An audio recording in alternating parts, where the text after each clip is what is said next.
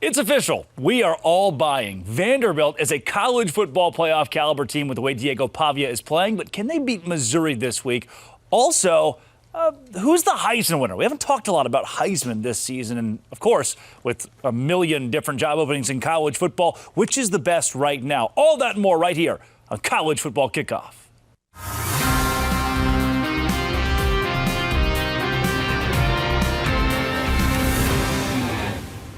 Welcome back to Fire TV's College Football Kickoff, presented by Coca-Cola. I'm your host, Drake Toll, with Locked On Big 12 and the Savannah Bananas organization, and we're coming in hot from the heart of college football country in Dallas, Texas. On set with me, two legends, 22-time Coach of the Year, Gary Patterson, and former Tar Heel and Dallas Cowboy, Jesse Holley. Every week throughout the season, we'll be right here breaking down the matchups, the moments, the madness with expert analysis from across the nation. And you can look for new episodes every Thursday on your Fire TV and Echo Show devices. This is your all-access pass to the weekend ahead in college football. So let's kick it off.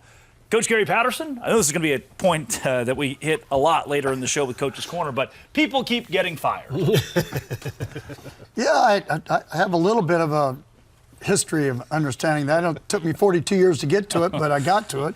But yeah, I think you're going to find out with everything that's going on, everybody's patience is getting lower and lower. So we're going to have to find a middle ground somewhere. Yeah, right? Do you think like Gundy or James Franklin are like in Cancun and run into each other and have just the moment like, hey, good to see you, you know? Maybe the paychecks at least are not too bad for those guys. No, absolutely. The paychecks are absolutely phenomenal for those guys. And whether it's Cancun or Antigua or Jamaica or Colorado, wherever these guys are having to have their vacation, trust me, it's all paid for. Well, all of that correlates to the top 25, where these teams expected to be and how they are no longer in the position they were supposed to be, many of them as national championship contenders like Penn State. And that gets us right into our rankings report.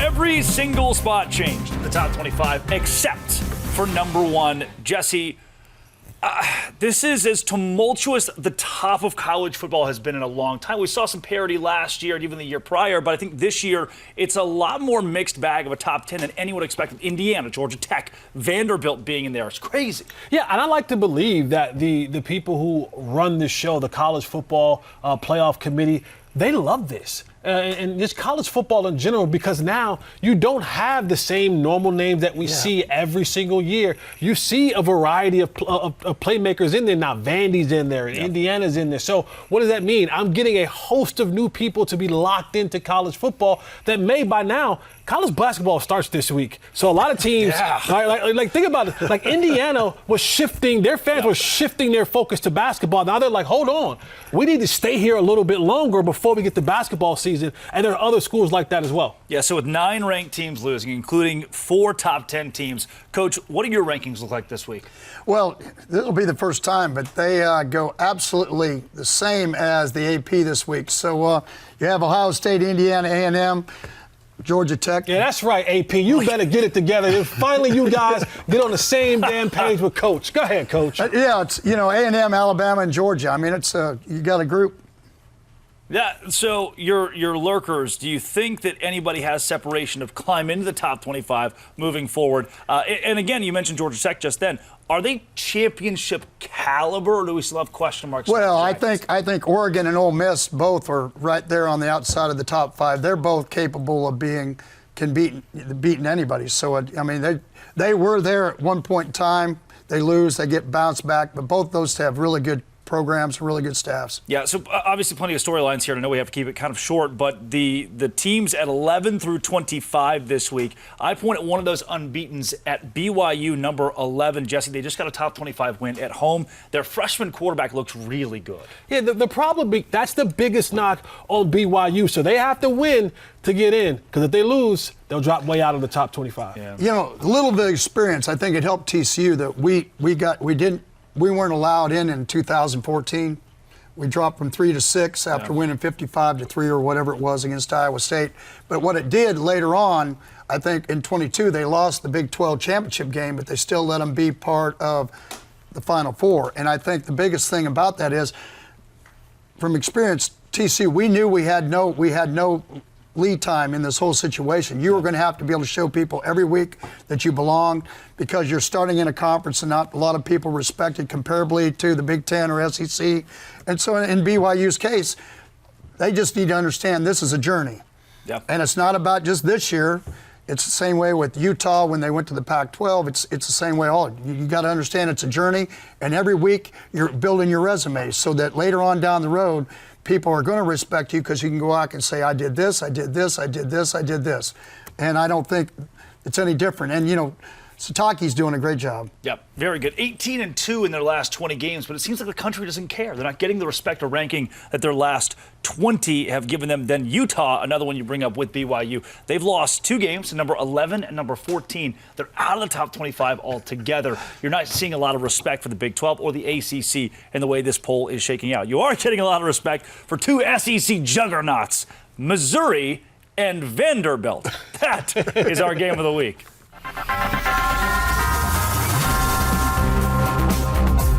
Game of the week here on College Football Kickoff, presented by Coca-Cola, features Mizzou and Vandy. Some weird fever dream that I had when I was 7 years old. They're both in the top 15.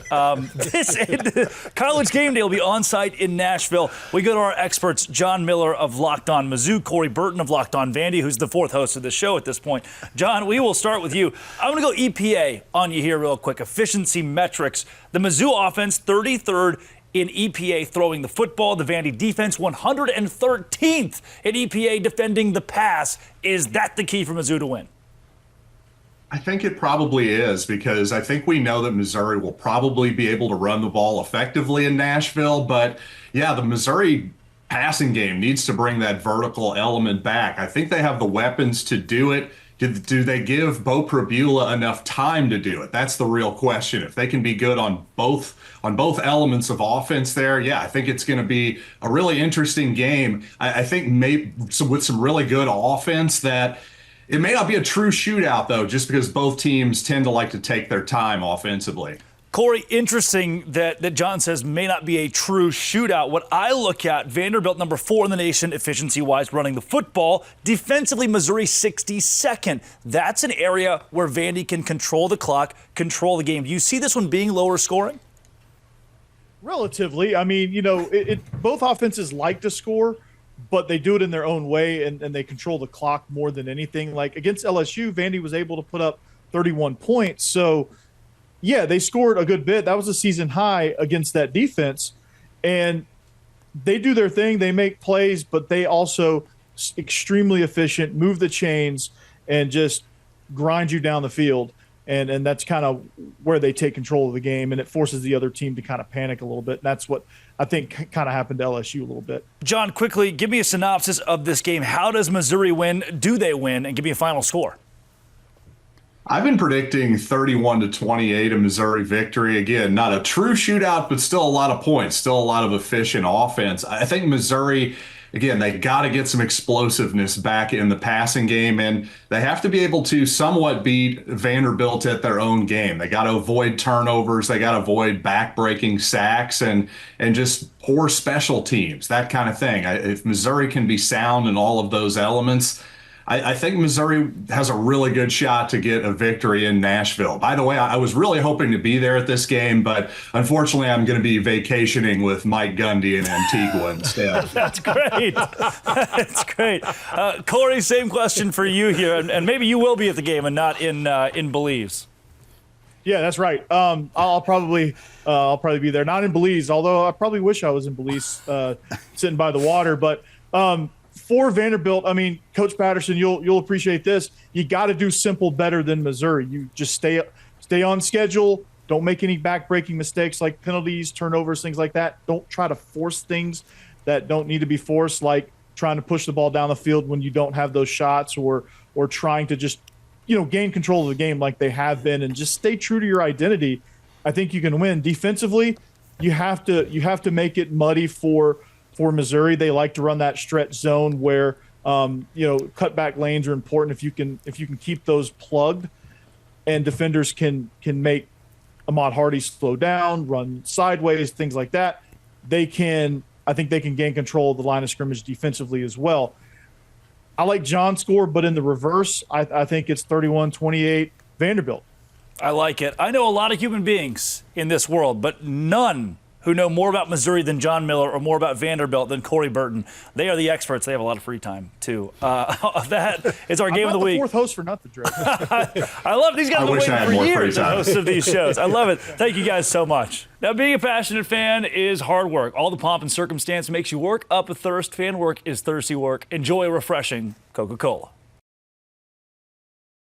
Today's show is brought to you by our friends over at Quo, formerly known as Open Phone. Now, if you are a business owner and you need to get your phone services, it is the best place to do it. It's the best phone system you've heard us talk about before, just with the new name. Here's why it matters. Every missed call is money left on the table. With every customer conversation counting, you need a phone system that keeps you connected 24/7. It is the #1 business phone system. It streamlines customer communications. It works right through an app on your phone or computer, so no more carrying two phones or relying upon a landline. The best part is about Quo is their built-in AI agent is a game changer, answering after-hours calls, capturing leads, and keeping your business moving forward, even when you are off the clock. If you're a solo operator juggling everything or part of a larger team, Quo makes it easy to stay responsive and professional. See why 90,000 businesses trust Quo, formerly Open Phone. Get started for free. Get 20% off your first 6 months at quo.com/lockedoncollege. That's QUO.com/lockedoncollege. You can even keep your same existing number for free. That's Quo. No missed calls, no missed customers. Today's show is also brought to you by our friends over at FanDuel. The NFL season is ongoing.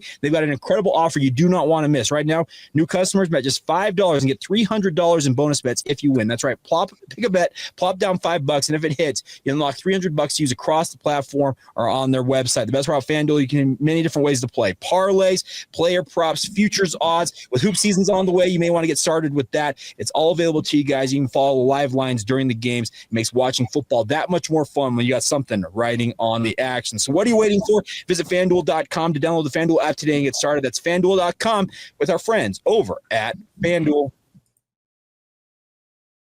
Coach, you got to spend a couple days around this Vanderbilt program a few weeks ago, and you mentioned there are still some holes in the defense. That was the Utah State game. Since then, they played Alabama closely and beaten LSU. Have you seen that cinched up? Well, yeah. You look at pass defense, they have some great athletes at skill positions. So obviously they did enough to be able to win that ball game. I think everybody, if you go back and look at last year's atmosphere, I think it was overtime, maybe a double overtime ball game. So I see this game being really close. They both try to win the same way. Running the football, one does it with the option, one does it with the outside zone, out of pistols. So and defensively, so it'll be really interesting. Vandy's never been here before. Yeah. And really emotional game last week against LSU, so it'll be interesting if they can carry, because that's what you have to do in the SEC. You look up and say, well, it's not like somewhere else where you have one big ball game, you got to win it, and then you get a couple games where you're going to be more athletic. Okay, now we just went from Alabama to LSU, now we're going to Missouri, and all three of them can beat you. So Vandy in the top 10 for the first time since 1947. Coach, you were a senior in high school, so it's been a little bit. Jesse, let's go there with this one. I want to take the numbers out for a second. And the offense is good, the defense is good. That applies for both of these teams, it feels like.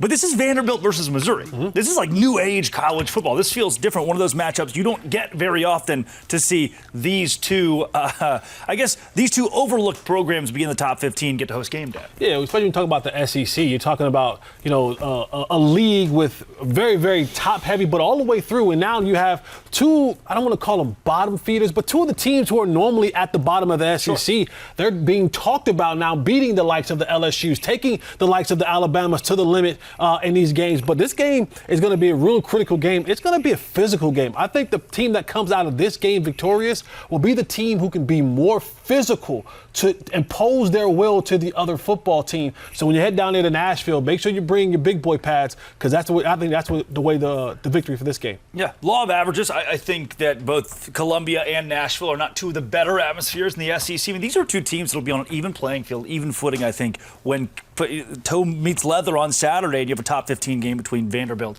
and Missouri. It's actually a piece of our lock of the day. Lee Sterling, where are you? Thanks, Drake. Another wild week in college football as we look forward to another lock this week. Open it, open it, open it. Lee has the key to the lock of the day. Big game inside the SEC. Vanderbilt favored once again after beating LSU last week. Now the Commodores hosting Missouri. Both teams coming in at 6-1 on the season. Lee, what do you like here with the Commodores and the Tigers? All right, so I came this close to beating Alabama game. And anything Missouri quarterback, Bo Prabilla can do, 11 touchdowns and 210 rushing yards. I think Diego Pavia can do just so much better. 15 touchdown passes, and he's run for 438 yards.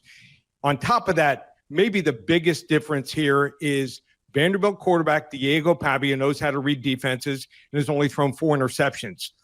Bo Prabilla has already thrown 7 interceptions. Remember, this is only his 8th game starting, whereas Diego Pavia has started now for almost 4 years. On top of that, Missouri running back Ahmad Hardy, great start to the year, 730 rushing yards in the first 5 games. But in the last 2 games against real opponents in the SEC, against Alabama, just 52 rushing yards and 58 against Auburn. And that game was in 2 overtimes here.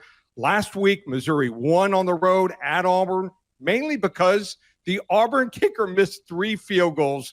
In Missouri last year, 0-3 straight up as a road underdog here. Vanderbilt is finally a football school. My lock of the week here, Vanderbilt 30-24 over Missouri. And for more daily picks, subscribe to Locked On Bets. Back to the college football kickoff studio. We'll see you next week, Drake.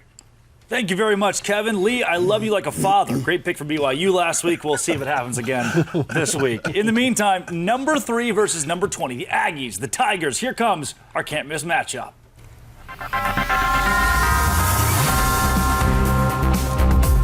It is number 3, Texas A&M at number 20, LSU, and he is the expert, Matt Galatzan of Locked On Aggies. Matt, what is the key to give the knockout punch to LSU's football season? Well, I think it kind of has to start with making sure you hit your explosive plays downfield. That's kind of Texas A&M's strength in this offense right now. They're not great at anything. They're somewhere in the 30s in rushing, somewhere in the 30s in passing. But where they're really dangerous is their ability to hit explosive plays down. For LSU and get over the top of those safeties, I think they're going to have a real good shot. And it depends if Whit Weeks plays as well, because he's obviously going to have a massive impact on what they're able to do offensively. Aggies are 7-0 for the first time since 1994. That was actually the last time A&M won in Death Valley. Let's talk about Death Valley. How will the crowd play into whether or not Texas A&M can get its footing? Well, I think it plays a huge role because they haven't really played in an environment like that all season long. They went to Notre Dame, but that's not exactly Death Valley. There's few places that are like Death Valley. So I think the Notre Dame, matchup's going to help them quite a bit, considering they've been to a tough environment. And Arkansas can be kind of, a little bit iffy as well. But this is going to be something totally different. Marcel Reed is still a relatively inexperienced quarterback. He's only in his 2nd season starting, and can he face that big environment? I think is going to be a big test, because I've been to Death Valley multiple times before, and man, that place made my bones shake. So it's super intimidating. Matt, how will this one go? Give me a quick synopsis and a score prediction. Well, I think that, depending on whether or not Whit Weeks plays is going to play a major role on how LSU is able to slow down Texas A&M. But they've played extremely well all season on both sides of the ball. They had some hiccups against Arkansas. I think that's more of an aberration than anything else. I think that this offensive line is going to be able to control the line of scrimmage. I think Reuben Owens is going to be able to run pretty well against them. I think Marcel Reed's legs are going to play a big role, like Trinidad Chambliss's did against when they played Ole Miss. And I think A&M's going to be able to hit those explosive plays. So I see A&M covering the spread here of 2.5, and I see them winning the football game and getting that first win since 1994 in Death Valley. Galatzan has A&M. He is the expert from Locked On Aggies. Matt, thanks so much. Coach, I want to bring it up with you. The Death Valley experience, how much does that sway a game like this for an A&M team that hasn't seen a crowd like what they're going to get this weekend? One thing he didn't talk about, I think, is that, when you play good defense, you can go into anybody's stadium. I think that's the one thing that A&M and all their record, why they haven't won at LSU in so long, is the defense. And I think this defense going along with the people they have on offense now, and where they can you got to be able to have explosive plays also. I mean, it's a great combination. Yeah, Jesse, the A&M defense is one that is so Jekyll and Hyde. So they allowed 10 points against Auburn, 9 against Mississippi State, played really well against Florida, 42 against Arkansas, 40 against Notre Dame.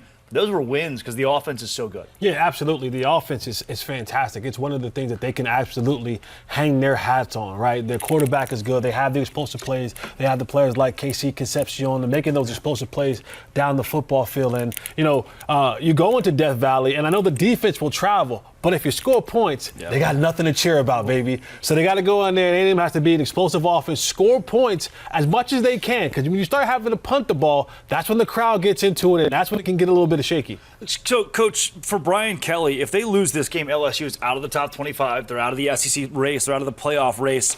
This is one of those prove-it games for a coach that's won a lot of games. How do you keep off of the hot seat in such a high-profile job? Well, he said something in his presser last week where he talked about, you can't even have fun winning. Yeah. That's. Which is what the entire fan base wants to hear, by the way. That gives them a lot of confidence. At the end of the day, you need to understand, when you went to the Southeast Conference, you went that part of the United States, it is not a game, it's a way of life. Yeah. And you needed to understand when you got into it, people, they don't go on vacation, they don't buy a house, they don't do anything. They make sure they get their season tickets. They make sure they get their parking spot for tailgating. It's a way of life. This is not something where, hey, we just we don't think about it till Saturday. The Southeast Conference is not that place. We've seen a myriad of coaches already fired this season. Brian Kelly could be squarely on that hot seat with a loss at home this weekend. That's a great segue into the most attractive head coaching jobs in the country right now. All of that on Coach's Corner.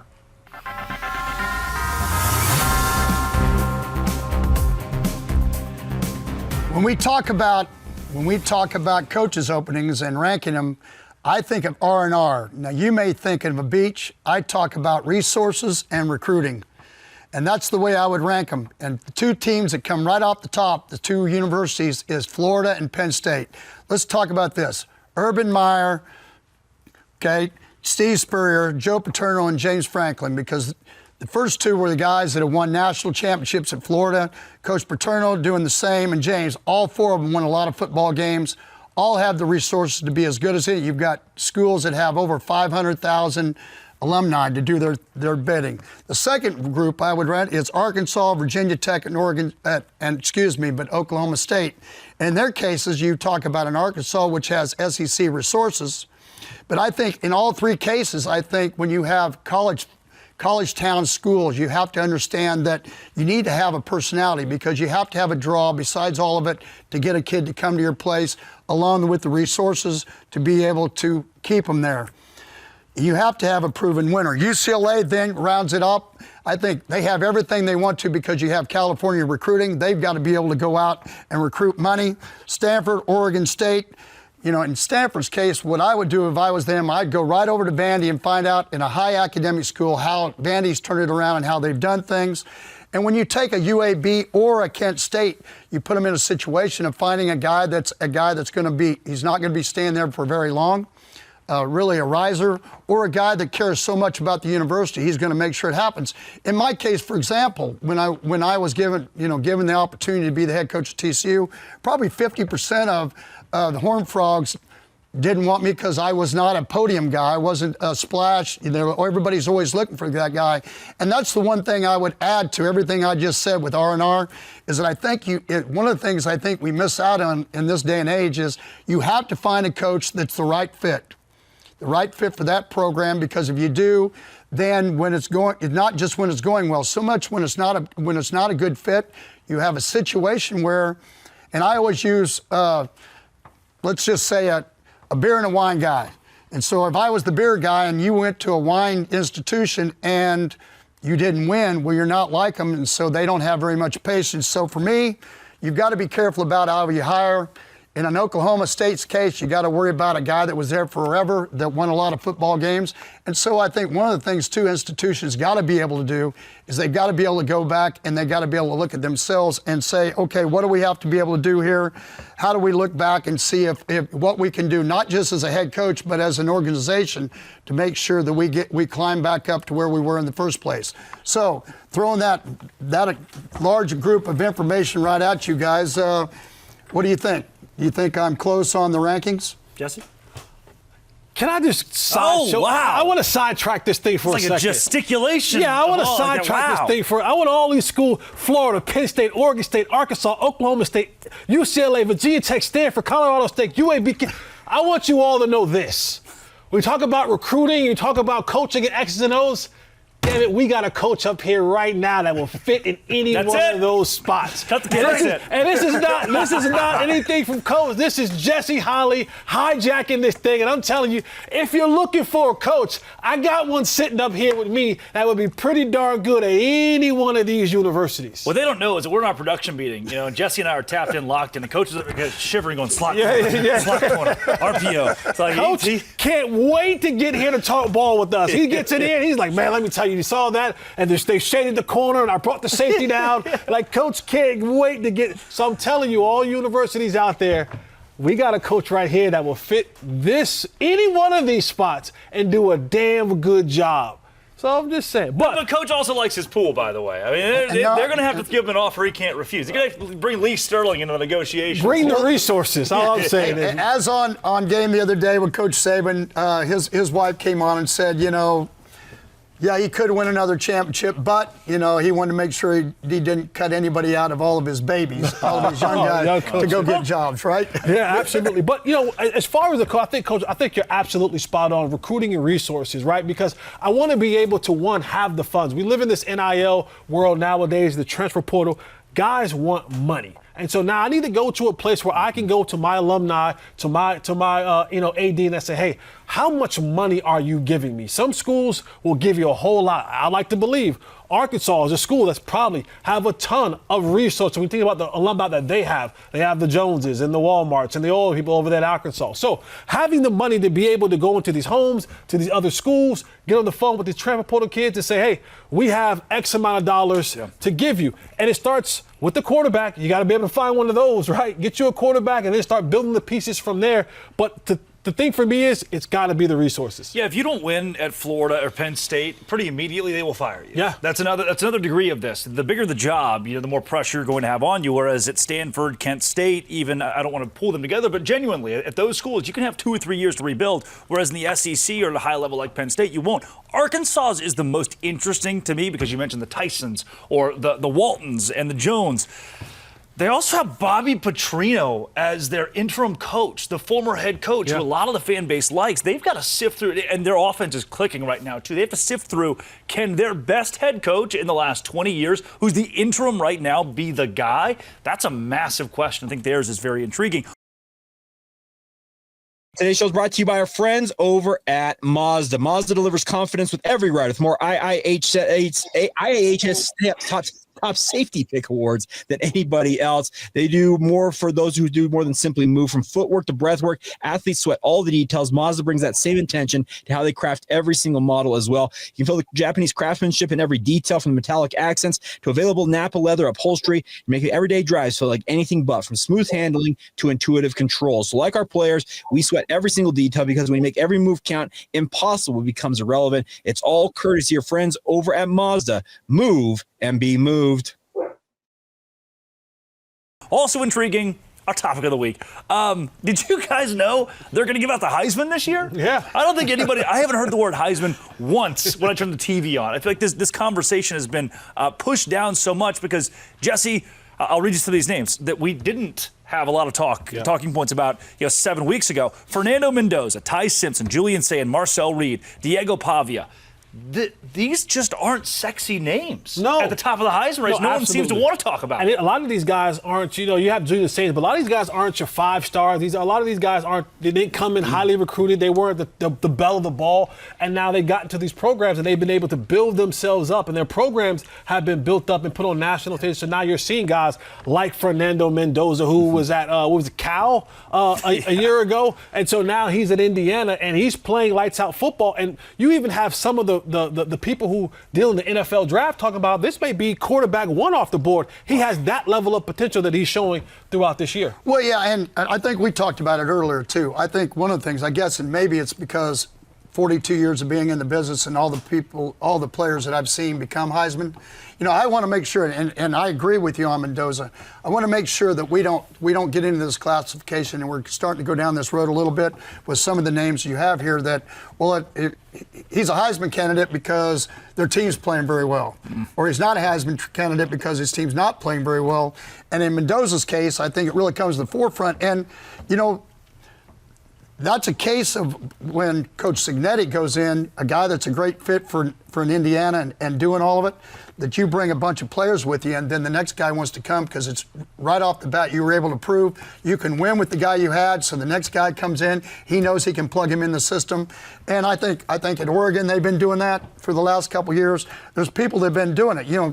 Julian, the same case at Ohio State. They got a freshman quarterback. They're not going to be as good. Well, guess what? See, those things like Pavia also, what does that guy do for their team?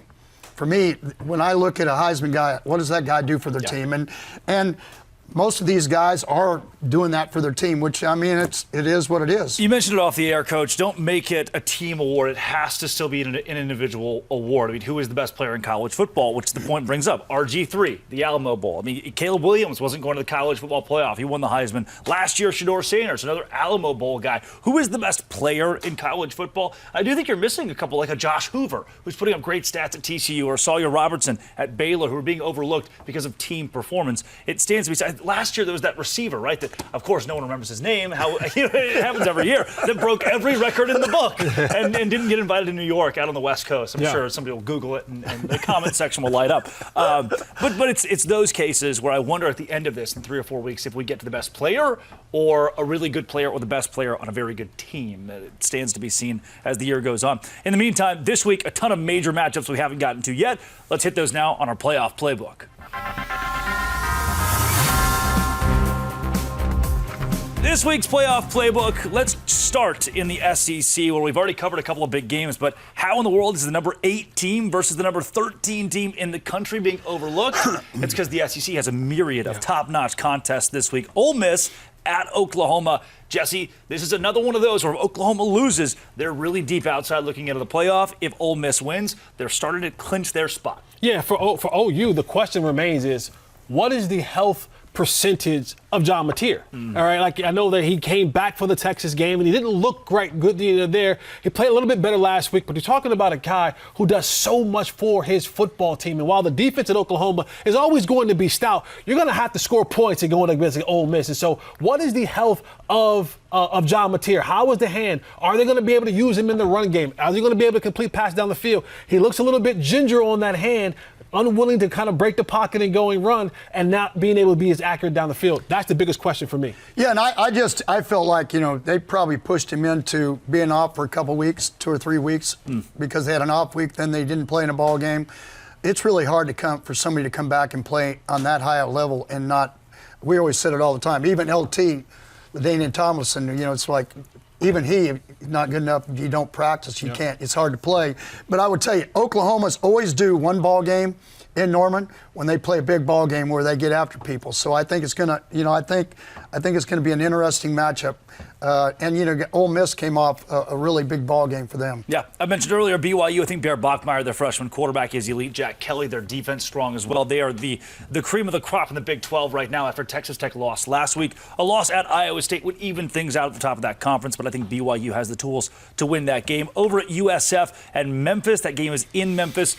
The Tigers coming off a very surprising loss last week. USF seems to be that top-notch playoff contender out of the group of 5 in the college football sphere. Then Texas at Mississippi State. The Longhorns lose, and it's over in It's 2025. over. It's The over. Longhorns win, and I still don't know if you get many brownie points for beating Mississippi State. What say you, Brad Kellner of Locked On Longhorns? Texas at Mississippi State this Saturday. The Longhorns win this game because of their defense. They are playing at an elite level right now. 3 preseason All-Americans going into the year. All 3 are playing like All-Americans. Colin Simmons has 5.5 sacks in his last 2 games. Anthony Hill was flying all over the field in the Horns' victory at Kentucky. Michael Taft looking like a stud on the back end. This Texas defense is really good at every level, and they can create a lot of takeaways as well against a Mississippi State team that has been prone to giving it away. Offensively, some issues for the Longhorns, but Steve Sarkisian hinted earlier in the week to paring down the playbook, making life a little bit easier for Arch Manning and the Texas offense. Of course, they need a bounce-back showing after a very sluggish performance in the overtime victory in Lexington, but I think the Texas offense will do enough, and I think the Longhorn defense and special teams will help carry them to a road victory in Starkville on Saturday. Yeah, thank you very much, Brad. Coach, this is one where if Texas wins, no one's talking about this come playoff time as what gets you in, and if they lose, they're done. Well, yeah, you just saw a coach get fired, and he beat Mississippi State. So I'm not saying that's going to happen, but the whole thing is Mississippi State playing at home has been playing really well. All right, Arizona State lost to them early in the season. You have a team when they play at home and their offense is legit. And as usual, they always have good defensive players down at Ole Miss and at Mississippi State. So bottom line is, too, anything can happen. Yeah. Jesse? Yeah, you think about this Texas team, and I look at it like Coach Sarkisian. Coach, you talked about resources and recruiting. Offensively, who is Texas? I don't know who this football team is. You get all the big-time recruits in, but offensive line can't block. You can't get a running game. The quarterback that everyone has crowned as the messiah of college football has not shown up for you, and you have to go into overtime against Kentucky. I said basketball was starting this week. I didn't think Kentucky would take Texas to overtime. Yeah. I'm just so confused right now of what this Texas offense is supposed to be, and can it carry this football team to the college football playoffs? I think we should have that conversation in the next few weeks for sure of if he was Arch Davis. Let's go back to that. Maybe he's benched. I don't know if he's still the starting quarterback for Texas the way that he's played pretty much the entire season. We're over halfway done with this thing, you know? You're going to have your quarterback that can win a playoff game. Arch doesn't look like that yet. Then we'll go this last one here. Baylor at number 21, Cincinnati. I don't think we need to highlight the Bears and Sawyer Robertson, but we do need to highlight that sneaky Cincinnati team. Where did they come from? A couple years removed from the college football playoff. Jeff Carr of Locked On Bearcats. Do the Bearcats win? The Cincinnati Bearcats are going to beat the Baylor Bears this Saturday at homecoming for one simple reason. Everything that Baylor is good at, Cincinnati is elite at. Brendan, and they have a pretty good option game as well. So literally everything that they need to do, they are very capable of executing at a high level. And it all starts with this offensive line. I don't see Baylor putting enough pressure on the Bearcats offensive line to force them into long third down plays that have been a little bit of a bugaboo for this Bearcats offense, but you've got to squint really hard to find a weakness in this unit. And I believe that for all that the Bearcats defense will raise in question marks, the Bearcats offense will more than make up for in their scoring ability. I think that this game hits the over. I know it's at 67.5 right now. I see the Bearcats taking this one 42-38. I think it's going to be a high-scoring, fun game, but I just don't think that Baylor can score enough to outscore Brendan Sorsby and Scott Satterfield. Yeah, take the over. Thank you, Jeff. Cincinnati quietly climbing the Big 12 ranks, could possibly win that conference. I think they'll need to win the Big 12, Coach, if they want to go to the college football playoff. That brand power is not there to get them in the top 12. Well, yeah, and just like last year, I think there was like 7 teams that were going into the final week of the Big 12 to find out who was going to play in the Big 12 championship game. And so I think what you do is control your own destiny, and they've been doing it up to this point after an early loss. Where they've won 5 or 6 games in a row. So, and I really like the way they go about it, too. It's, watching them, I didn't know a lot about them. Then I watched them on tape, and they're kind of a team that comes at you. They're feisty on defense, and the quarterback, he's kind of like the guy at Arizona State. He tries to will his team to win, period. So, Jesse, when Coach is at Stanford next season, I mean, Palo Alto is great. Where you and I, we get to move out there. You're receivers coach. Is that what we decided? Yeah, I'll do receivers coach. Okay. I don't mind. I wonder what the voice of the Stanford Cardinal pays. Maybe not enough to live in Palo Alto. Maybe so not. I'll get a side Recruiting job. coordinator, Drake. There we go. Look, There we go. I'm the sales guy. I'll take my coat off when I walk into houses. Exactly. That's good. That's a wrap on this week's College Football Kickoff presented by Coca-Cola. This season is just getting started. Too. Yeah. I mean, we're all settling in. We have 19 weeks of the show in total, I'm being told. So we'll be with you for a long time throughout the winter. Next week, another top 5 team could lose on the road. Plus, some big matchups in the Big 12. Same time, same place, same unapologetic football energy. Big thanks to Coach Gary Patterson, the Hall of Famer, and Jesse Holley for bringing the heat, and to you for riding shotgun with us. Enjoy all the action this weekend. Stay locked in, stay fired up, and we'll see you next Thursday right here on Fire TV.